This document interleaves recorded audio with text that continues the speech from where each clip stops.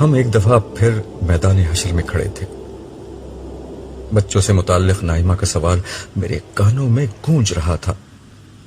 میں نے صالح سے کہا، میں اپنے ان دونوں بچوں سے ملنا چاہتا ہوں جو یہاں موجود ہیں. اس کا مطلب ہے کہ تم ذہنی طور پر ان دونوں سے ان کے برے حال میں ملنے کے لیے تیار ہو چکے ہو؟ ہاں، شاید میں پہلے خود میں یہ حوصلہ نہیں پا رہا تھا. میرے لیے تو اپنے استاد کا صدمہ بہت تھا. پھر اپنی بہو ہما کو برے حال میں دیکھ کر میرے اوسان خطا ہو گئے. مگر اب مجھے اندازہ ہو چکا ہے کہ ناگزیر کا سامنا کرنے کا وقت آ گیا ہے. ہاں، ابھی حشر کا دن ہے. یہ صرف جنت میں جانے کے بعد ہی ہوگا کہ انسان کے لیے ہر صدمہ اور ہر خوف و حزن ختم ہو جائے گا. صالح نے مجھ پر طاری ہونے والے غم کی توجیح کی. یہی تعبیر قرآن پاک میں جنت کے لیے استعمال ہوئی ہے.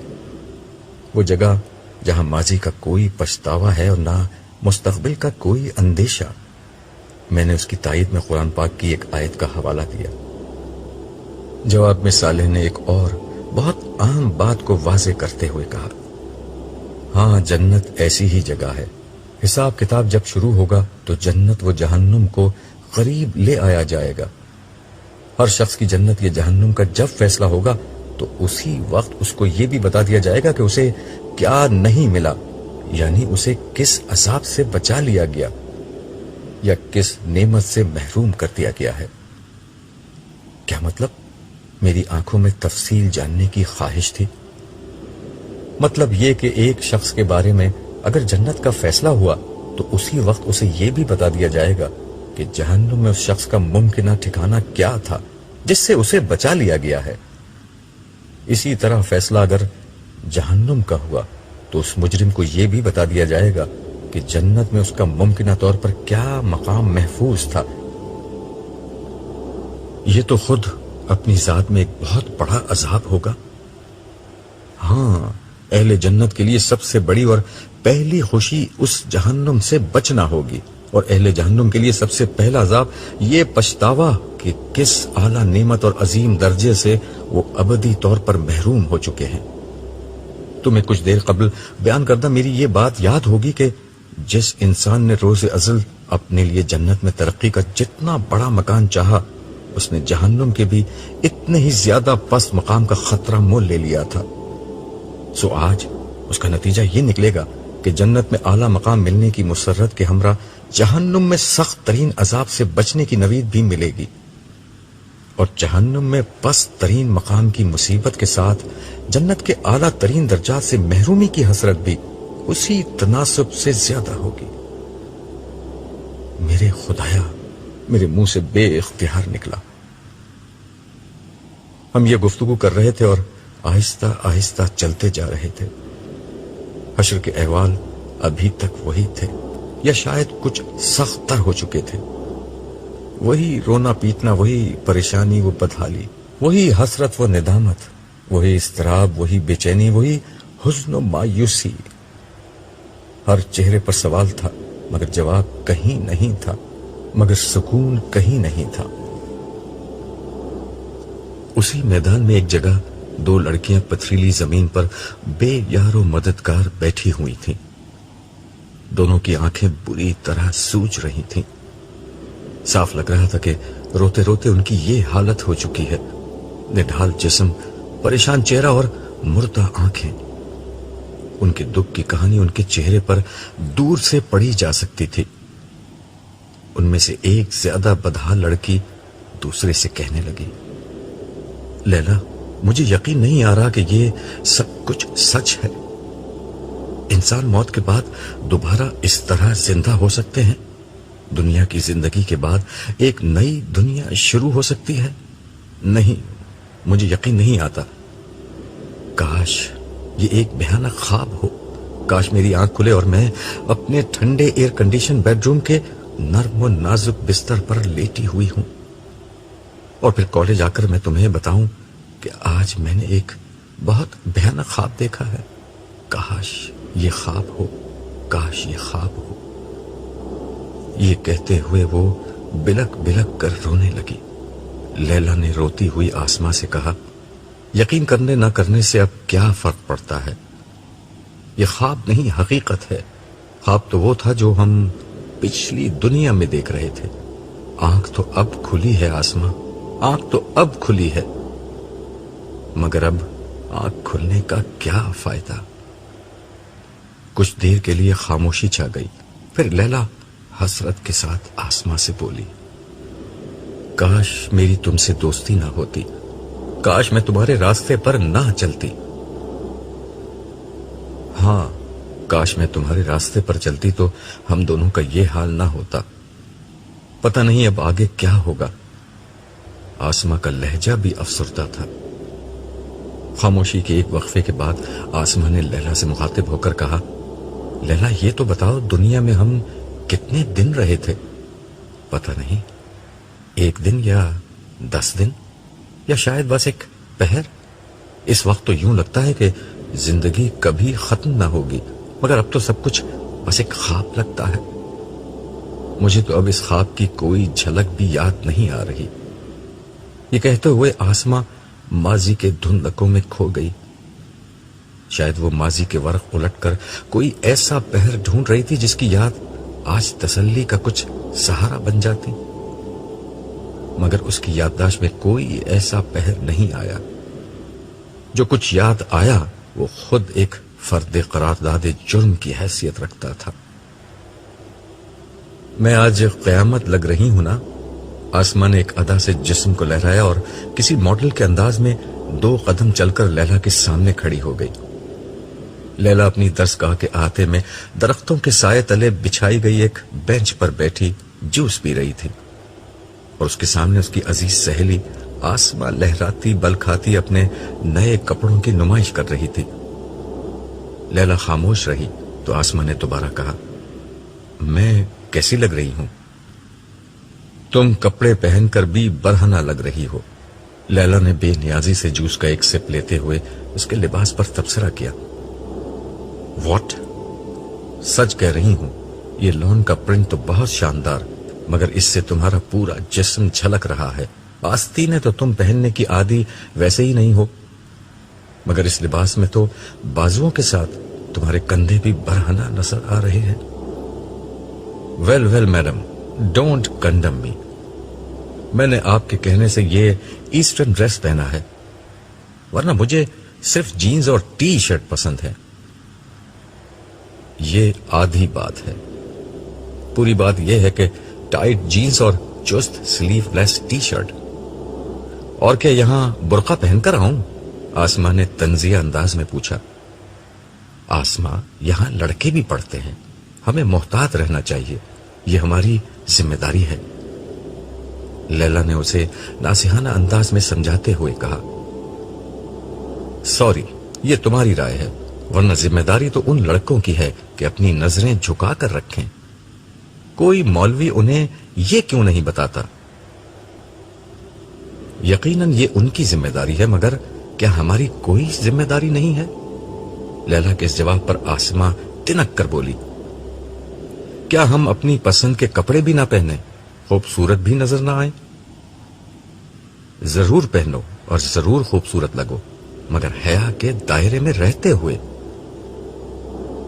بس کرو یار، یہاں ایک میڈم شائستہ ہیں جو ہر وقت ایسے ہی ماڈسٹی پر لیکچر دیتی رہتی ہیں، اور دوسری تم ہو۔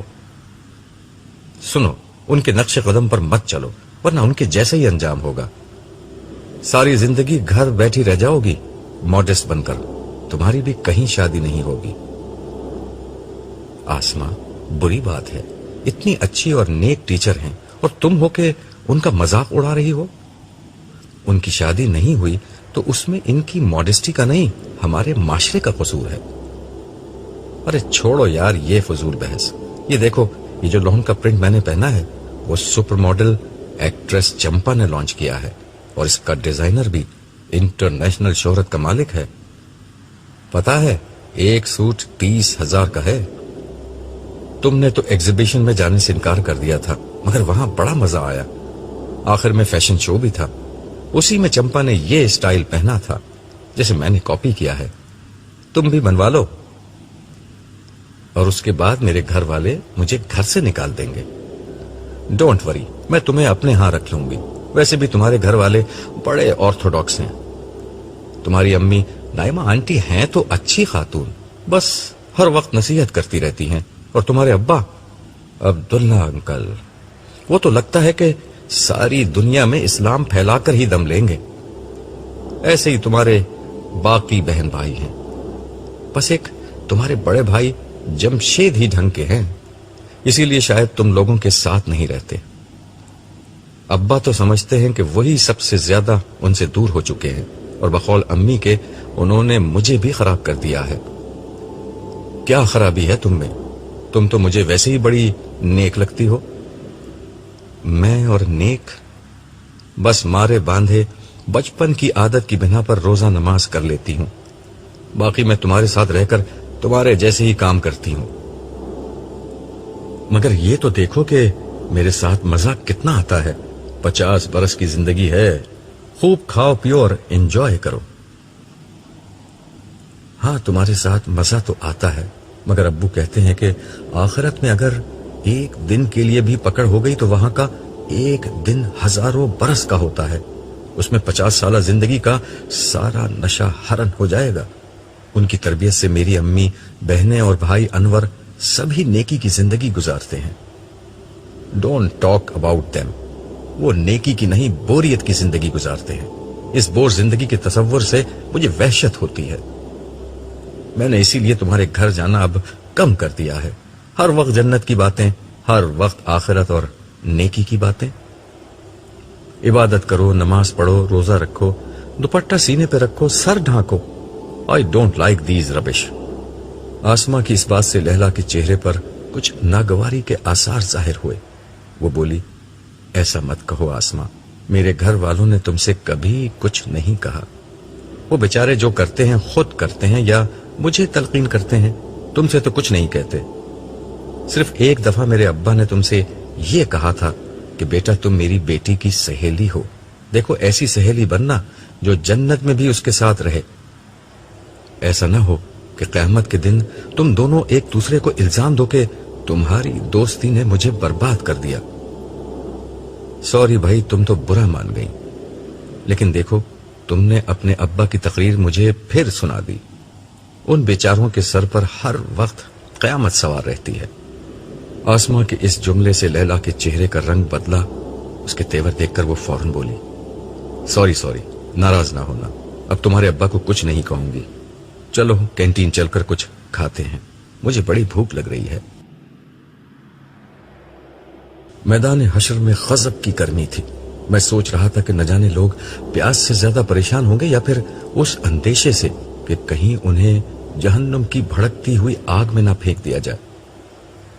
मैं इसी ख्याल में था कि साले की आवाज कानों से टकराई, अब्दुल्ला तैयार हो जाओ, मैं तुम्हें तुम्हारी बेटी से मिलवाने ले जा रहा हूं। बेअख्तियार मैंने अपना निचला होंठ अपने दांतों में दबा लिया। हम कुछ कदम आगे चले तो खुरदरी पथरीली सतह पर 2 लड़कियां बैठी नजर आईं। मैं दूर ही से उन दोनों को पहचान गया। उनमें से एक लैला थी, मेरी सबसे छोटी और चहीती बेटी। दूसरी आसमा थी, मेरी बेटी की अजीज तरीन सहेली। उस वक्त माहौल में सख्त तरीन गर्मी थी। लोगों के बदन से पसीना पानी की तरह बह रहा था। भूख तो परेशानी के आलम में उड़ चुकी थी, मगर प्यास के अजाब ने हर शख्स को परेशान कर रखा था। ये दोनों भी प्यास से निढाल बैठी थीं। आसमा की हालत बहुत खराब थी और प्यास की शिद्दत के मारे वो अपने बाजू से बहता हुआ अपना पसीना चाट रही थी। जाहिर है उससे प्यास क्या बुझती। उसने मजीद भड़कना था, जबकि लैला अपना सर घुटनों में दिए बैठी थी। आसमा एक बड़े दौलतमंद खानदान की अकलौती चश्मो चिराग थी। खुदा ने हुस्न, दौलत, स्टेटस हर चीज से नवाजा था। माँ बाप ने अपनी चहेती बेटी को आला तरीन इदारों में तालीम दिलवाई। बचपन से उर्दू की हवा तक नहीं लगने दी गई। अरबी और कुरान करीम को समझकर पढ़ने का तो कोई सवाल ही नहीं था। इंग्लिश मीडियम स्कूलों का इतना असर था कि बच्ची अंग्रेजी अंग्रेजों से ज्यादा अच्छी बोलती थी, मगर ऐसे स्कूलों में जबानदानी के तौर पर नहीं, बल्कि एक برتر تہذیب کی غلامی کے احساس میں سیکھی جاتی ہے۔ چنانچہ زبان کے ساتھ مغربی تہذیب اپنے بیشتر لوازمات سمیت در آئی تھی۔ سلام کی جگہ ہیلو ہائے، لباس میں جینز شرٹ، انگریزی میوزک اور فلمیں وغیرہ زندگی کا لازمہ تھے۔ تاہم عاصمہ خاندانی طور پر نو دولتی پس منظر کی نہیں بلکہ خاندانی رئیس تھی، اس لیے کم از کم ظاہر کی حد تک ایک درجے کی تہذیب و شرافت، بڑوں کا ادب، لحاظ اور رکھ رکھاؤ پایا جاتا تھا۔ اسی لیے میں نے اس دوستی کو گوارا کر لیا تھا کہ شاید لیلا کی صحبت سے عاصمہ بہتر ہو جائے۔ لیلا سے اس کی دوستی کالج کے زمانے میں ہوئی۔ معلوم نہیں دونوں کے مزاج اور کیمسٹری میں کیا چیز مشترک تھی کہ پس منظر کے اعتبار سے کافی مختلف ہونے کے باوجود کالج کی رفاقت عمر بھر کی دوستی میں بدل گئی۔ مگر بدقسمتی سے اس دوستی میں عاصمہ نے لیلا کا اثر کم قبول کیا اور لیلا نے اس کا اثر زیادہ قبول کر لیا۔ لیلا میری بیٹی ضرور تھی مگر بدقسمتی سے وہ میری جیسی نہ بن سکی۔ مجھ سے زیادہ وہ اپنے سب سے بڑے بھائی جمشید کی لاڈلی تھی، وہی بھائی جو میرا پہلوٹی کا بیٹا تھا اور اسی کی طرح میدان حشر میں کہیں بھٹک رہا تھا۔ ایک طرف بڑے بھائی کا لاڈ پیار اور دوسری طرف عاصمہ کی دوستی۔ یہ عاصمہ اکلوتی ہونے کے ناطے خود والدین کی لاڈلی اور ناز و نعم میں پلی بڑی تھی۔ نتیجہ یہ نکلا کہ آج حشر کی اس خواری میں سے اسے اپنا حصہ وصول کرنا پڑ رہا تھا۔ میرے زمانے کی بیشتر اولادوں کو ان کے والدین کے لاڈ پیار نے برباد کر کے رکھ دیا تھا۔ اولاد ہر دور میں والدین کو محبوب رہی ہے۔ میرے زمانے میں یہ عجیب سانحہ رونما ہوا تھا کہ ماں باپ اپنے بچوں کے عشق میں اس طرح گرفتار ہوئے کہ خود ان کے کھلونے بن گئے۔ شاید یہ کم بچوں کا اثر تھا۔ پہلے ہر گھر میں 8-10 بچے ہوتے تھے، اس لیے والدین ایک حد سے زیادہ بچوں پر توجہ نہیں دیتے تھے۔ مگر میرے زمانے میں والدین کے 2-3 ہی بچے ہوتے تھے اور ان کی زندگی کا واحد مقصد یہی بن گیا تھا کہ اولاد کے لیے سارے جہاں کی خوشیاں سمیٹ کر لاتے۔ وہ ان کے ناز نخرے اٹھاتے، ان کی تربیت کے لیے ان پر سختی کرنے کو برا سمجھتے، ان کی ہر خواہش پوری کرنے کو اپنا مقصد بنا لیتے، ان کو بہترین تعلیم دلوانے کے لیے اپنا سب کچھ لٹا دیتے، یہاں تک کہ ان کے بہتر مستقبل کی خاطر ان کو دوسرے ملکوں میں تعلیم کے لیے بھیج دیتے، اور آخرکار یہ بچے بوڑھے والدین کو چھوڑ کر ترقی یافتہ ممالک میں سیٹ ہو جاتے۔ یہ نہ بھی ہو تب بھی نئی زندگی میں ماں باپ کا کردار بہت محدود تھا، لیکن ماں باپ اس سب کے باوجود بہت خوش تھے۔ والدین کے نزدیک دین کی بنیادوں سے بچوں کو واقف کرانے سے زیادہ اہم یہ تھا کہ بچوں کو منہ ٹیڑھا کر کے انگریزی بولنا سکھا دیں۔ ایمان و اخلاق کی تعلیم دینے سے زیادہ ضروری یہ تھا کہ انتہائی مہنگے تعلیمی اداروں میں اعلیٰ تعلیم دلوا دیں۔ خدا کی سچی محبت، اس کے بندوں سے محبت اور خلق کے خدا کی خیر خواہی کے بجائے اپنے والدین سے مفاد پرستی کی تعلیم حاصل کرتے۔ بچوں کو خاندان کے بزرگوں کے بجائے ٹی وی کی تربیت گاہ کے حوالے کیا جاتا، جہاں تہذیب و شرافت اور اخلاق و شائستگی کے بجائے خواہش پرستی اور مادیت پسندی کا ایک نیا سبق ہر روز پڑھایا جاتا۔ آخرت کی کامیابی کے بجائے دنیا اور اس کی کامیابی کو اہم ترین مقصد بنا کر پیش کیا جاتا تھا۔ خدا، دین اور آخرت بس رسمی سی باتیں تھیں۔ دینداری کی آخری حد یہ تھی کہ کسی مولوی صاحب کے ذریعے سے بچے کو قرآن مجید ناظرہ پڑھوا دیا جاتا۔ رہا اس کا مفہوم تو نہ وہ مولوی صاحب کو معلوم تھا، نہ والدین کو، اور نہ کبھی بچوں ہی کو معلوم ہو پاتا۔ یہ لوگ کبھی سمجھ کر پڑھ لیتے تو انہیں معلوم ہو جاتا کہ قرآن دنیا کی فلاح کے ذکر سے اتنا ہی خالی ہے جتنا ان کی زندگیاں آخرت کے تذکرے سے۔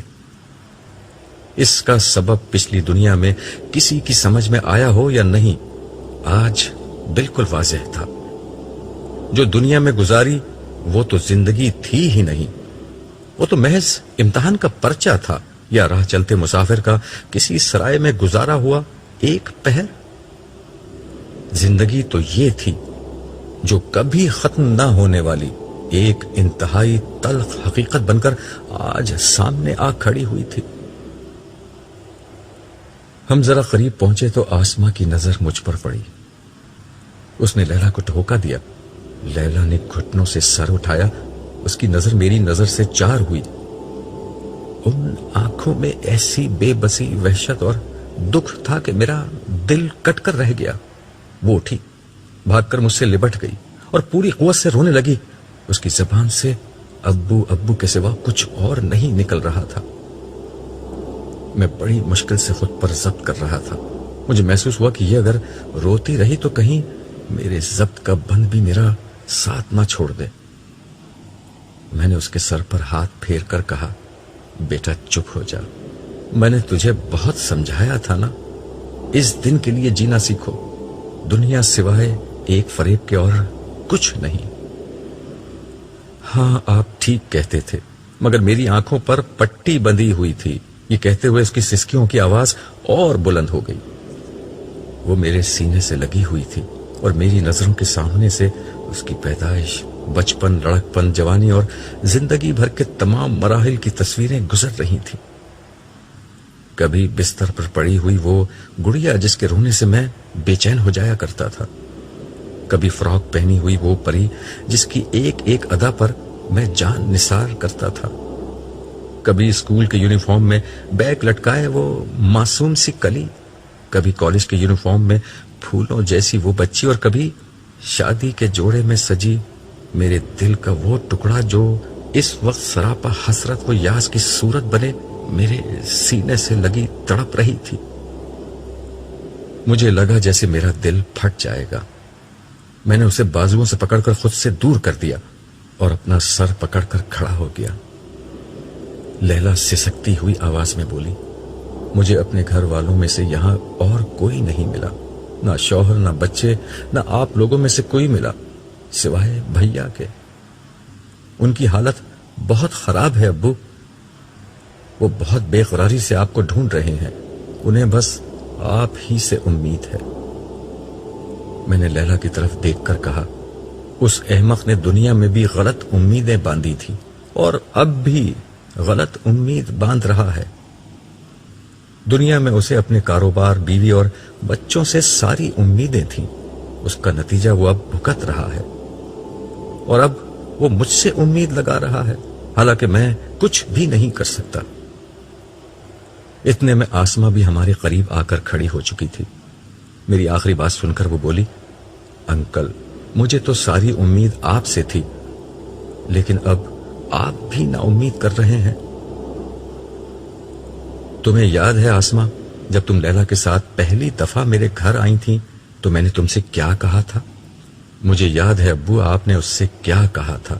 آسما کی جگہ لیلا نے جواب دیا۔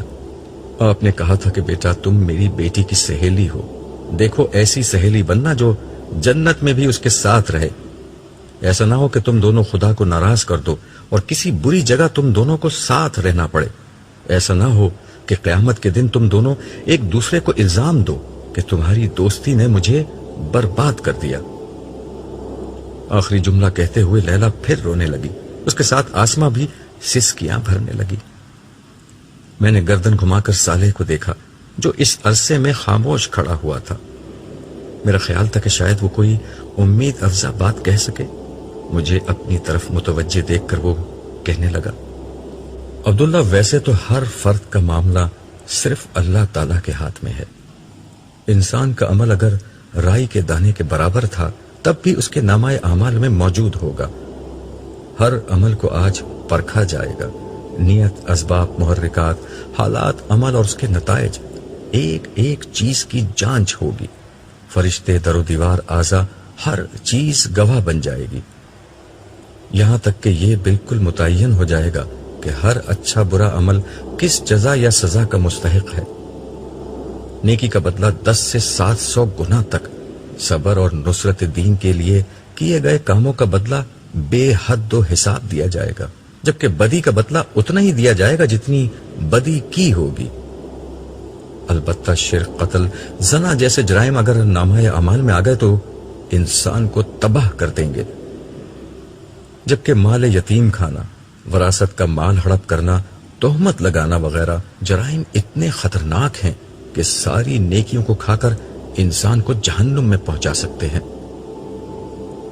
یہ سزا جزا کے عمومی ضابطے ہیں، ان کی بنیاد پر اللہ تعالیٰ عدل کے ساتھ فیصلہ کریں گے، اور یقین رکھو کہ کسی پر رائی کے دانے کے برابر ظلم نہیں ہوگا۔ تمہاری اولاد کے حوالے سے واحد امید افزا بات جو میں تمہیں پہلے ہی بتا چکا ہوں وہ یہ ہے کہ تمہارے جیسے سابقین کے علاوہ آج کے دن حساب کتاب کے ذریعے سے سچے اہل ایمان کی نجات کا معاملہ جلد یا بدیر ہو جائے گا۔ البتہ تم اپنی اولاد کو مجھ سے بہتر جانتے ہو کہ ان کی نجات کا امکان کتنا ہے۔ مجھے زیادہ پریشانی اپنے بیٹے کی ہے، میں نے جواب دیا۔ اس جواب میں میرے سارے اندازے امیدیں اور اندیشے جمع تھے۔ میں نے مزید تبصرہ کیا، اسے پیسے کمانے، گاڑی، بنگلے اور دولت مند بننے کا بہت شوق تھا۔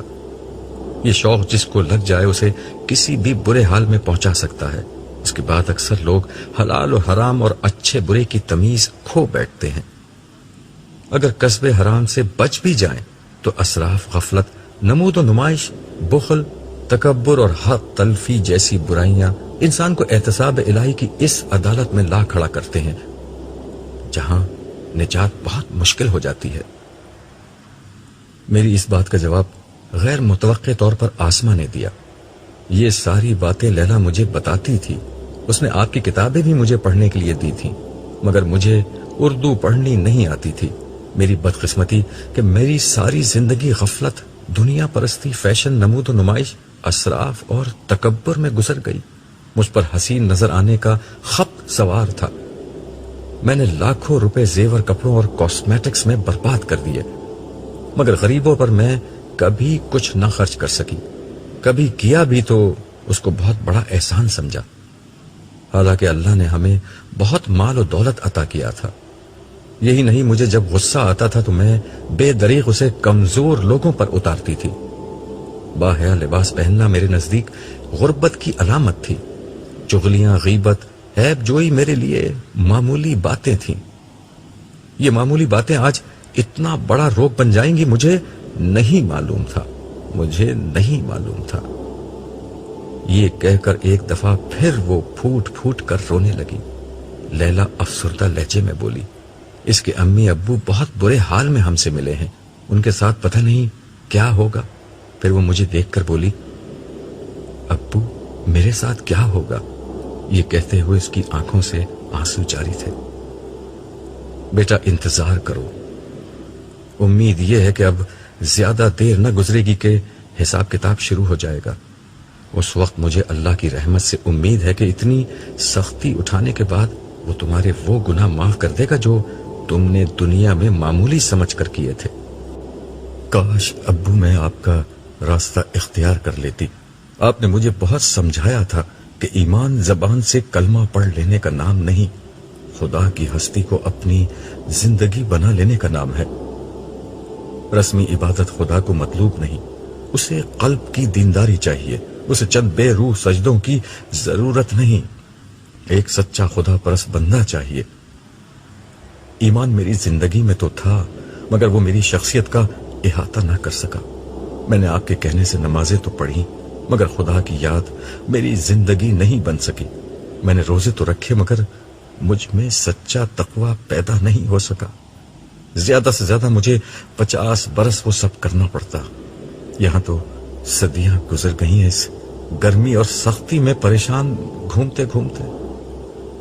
لیلا کی بات سن کر آسمہ نے اس کے کندھے پر ہاتھ رکھ کر سسکتے ہوئے کہا، بہن تم مجھ سے تو بہتر ہو، میں نے تو زندگی میں نماز روزہ کچھ نہیں کیا۔